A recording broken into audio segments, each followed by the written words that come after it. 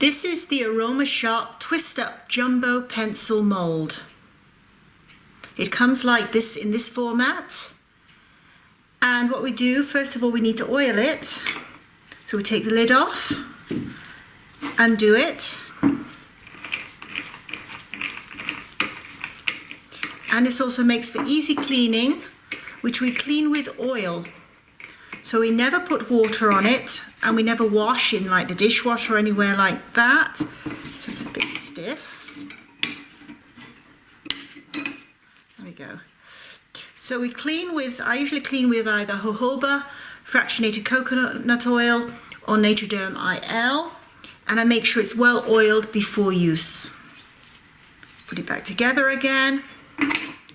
Also, I find that it is better when it's used a few times. It's kind of what they call well seasoned, and the lipsticks release easier and easier as you go along. So, putting the lid back on, it's ready for use. So then we pour our prepared product into the holes without stopping. To remove them, we simply take the top off once the product is cooled down, and then we can use something what they call a case fitter.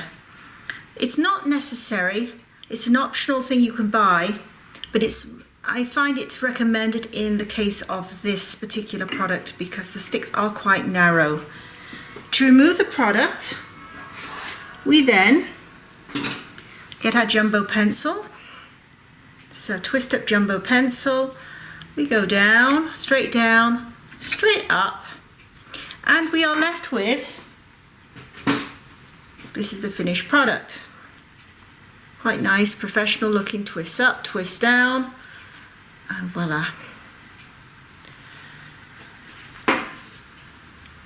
All our bases work. I'm going to change this back again. All our lipstick bases work well in this container, in this product, and I would definitely recommend base number 2. So this is our Jumbo Twist Up Pencil Mold. And here is our Jumbo Twist Up Pencil.